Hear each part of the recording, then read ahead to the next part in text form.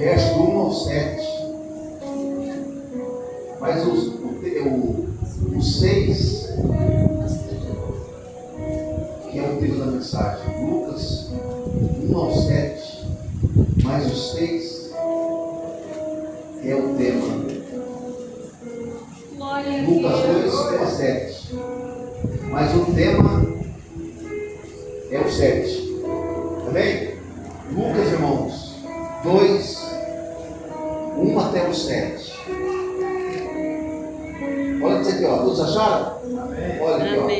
E aconteceu naqueles dias que saiu um decreto da parte de César Augusto para que todo mundo se alistasse. Este primeiro alistamento foi feito sendo Cirênio presidente da Síria, e todos iam alistar-se, cada um à sua própria cidade. E subiu também José da Galiléia, da cidade de Nazaré, a Judéia, a cidade de Davi, chamada Belém, porque era da casa e família de Davi, o 5, a fim de alistar-se com Maria, sua mulher, que estava grávida.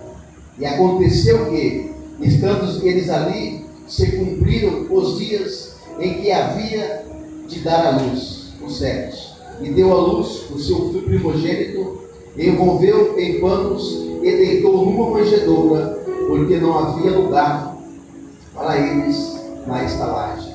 Poder sentar, irmãos. Amados, esse tema aqui, o pessoal gosta de pregar ele, né? Perto do Natal, né? O nascimento de Jesus, né? Nós estamos perto, falta um mês. Mas nesse versículo 7 aqui, me chamou a atenção. Nós vemos que nessa época, irmãos, o Império Romano governava o mundo. Palestina, Israel, Síria. Mais de 1000 quilômetros, o último Império Romano governava. E vai ter o último do Anticristo, né? Passou 4 impérios já. O Romano foi o último, o que vai vir é do Anticristo. E nesse Império Romano aqui, irmãos, governavam toda aquela região lá. E esse imperador aqui falou: vamos fazer um censo. Vamos contar o povo, né? Quantos milhões tem aqui no nosso país.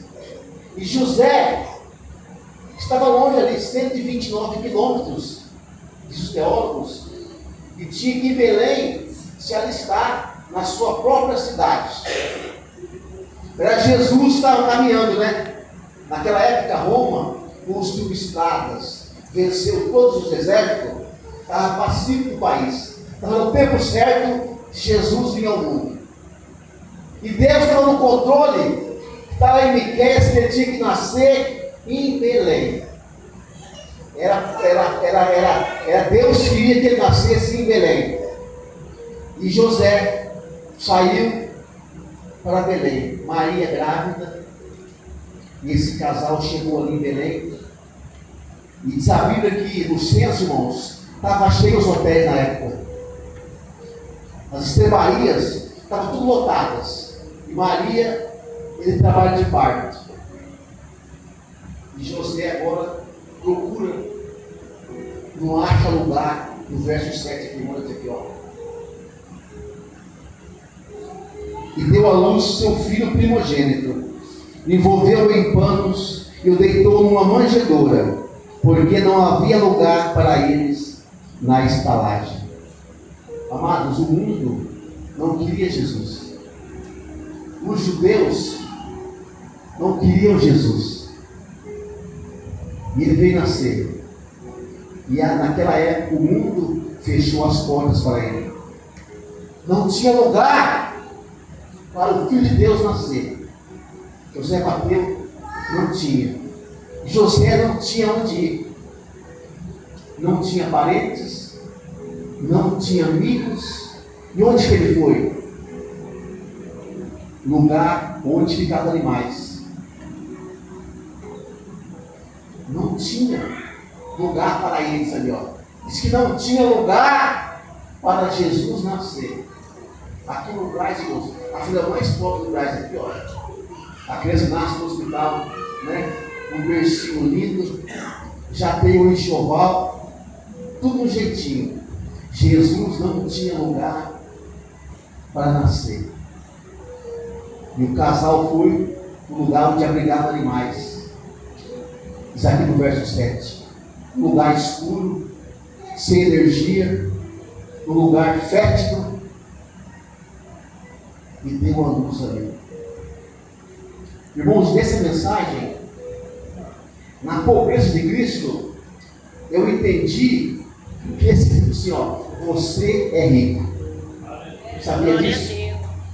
Você é rico.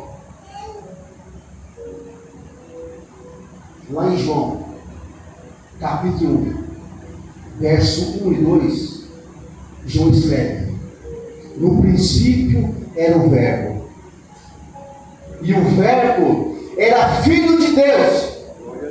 Todas as coisas Ele fez, e sem Ele nada foi feito. Olha, Jesus desceu o céu, veio aqui na terra, viveu aqui 33 anos. Mas antes, Ele estava no céu. Ele é Deus. Deus Pai, Deus Filho, Deus Espírito Santo. Ele deixou a sua glória no céu. Deixou os seus afazeres, como diz Paulo Filipenses, ele se esvaziou. Ele deixou todos os seus poderes. Ele não podia usar poder para ele, só para o povo. Deixou os seus poderes e veio como um menino para nos salvar. E eu vi a pobreza que esse casal tinha. Davi, há 1000 anos antes, era apóstolo. Deixou Salomão rico para governar Israel. De 1000 anos até esse casal, Israel entrou em decadência. E eles não tinham onde Jesus nascer. As estalagens estavam tudo lotadas. O mundo não queria Jesus. E Paulo fala em 2 Coríntios 8:9. Se puder por ali, esse versículo é o principal da mensagem.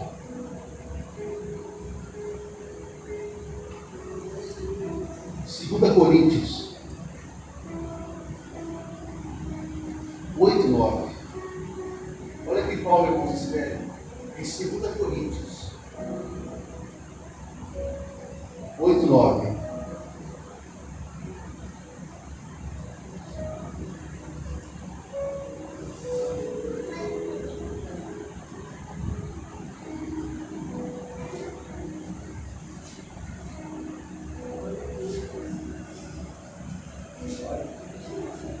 Olha, irmãos, assim, ó. Coríntios 8:9. Porque já sabeis a graça de nosso Senhor Jesus Cristo, que sendo rico, por amor de vós se fez pobre, para que pela sua pobreza enriqueceis. Olha, irmãos, ele sendo rico, se fez pobre, para que você enriquecesse. Qual hoje o homem mais do mundo? Ele tem celular, sabe? Mais rico do mundo hoje é no russo, americano. Tem a Tesla, SpaceX, um monte de empresa. É uma rica. O quarto é Zuckerberg, dono do Facebook, do WhatsApp. Talvez tem Facebook, ele está ganhando os comerciais. Mas eles são mais pobres. Rico é quem tem Jesus. É que Paulo escreveu: essa riqueza é dada àqueles que têm Jesus. Quando você chegar no céu, você vai pisar em ouro lá, né? Oh, aleluia. Vai andar em ruas de ouro. O dinheiro desse mundo aqui, irmãos, real, cruzeiro, nada, dólar, para Deus não vale nada. A riqueza é a salvação. E quando você encontra Jesus, você vai ver a grandeza de ser rico. Lá em Mateus 13:44, está escrito: o rei do céu é um tesouro escondido, que o homem achou. Quando ele achou o tesouro, ele vendeu o que ele tinha para comprar um tesouro. Então Jesus, ele é um tesouro escondido. Então tesouro, irmãos, não é fácil achar. Vai no garimpo. Tem que estar 4 anos cavocando, nunca pegou nada, nem uma pedrinha de ouro. Outros pegou bastante, por quê? Então Jesus, ele é um tesouro escondido que tem que ser achado. E quando a pessoa acha, ela vende tudo para comprar aquele campo. Quando você encontra Jesus, esse mundo aqui, mulher, não tem mais graça. Você desapega de carro, de casa, de dinheiro, irmão. Porque isso aqui é passageiro, isso aqui é transitório.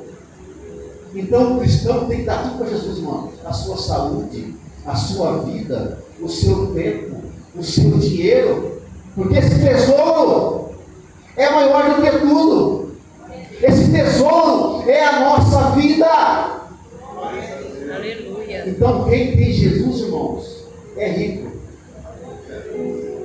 É super rico. Então não é os banqueiros, os bilionários desse mundo, não, irmãos. É quem tem Jesus.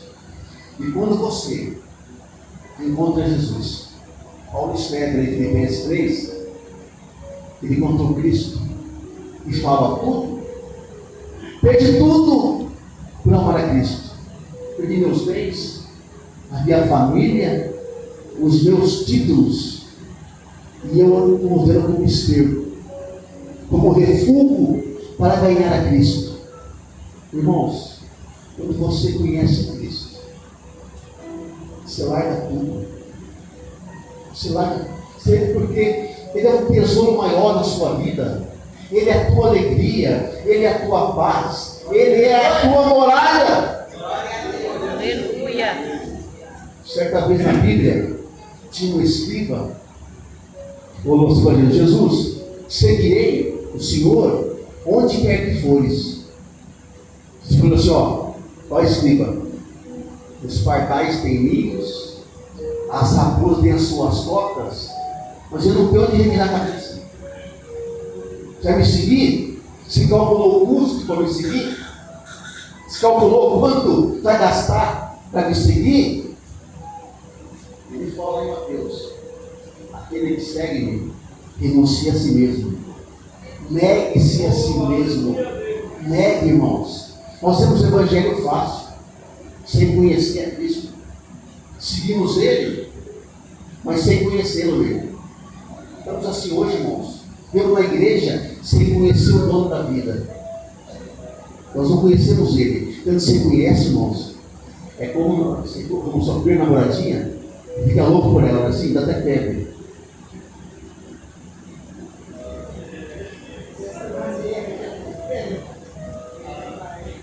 Temos que ter fé por Cristo, irmãos. Quando você conhece Ele, vem para o culto com chuva, sem chuva, com granizo. Você larga tudo para seguir Jesus. Você larga tudo.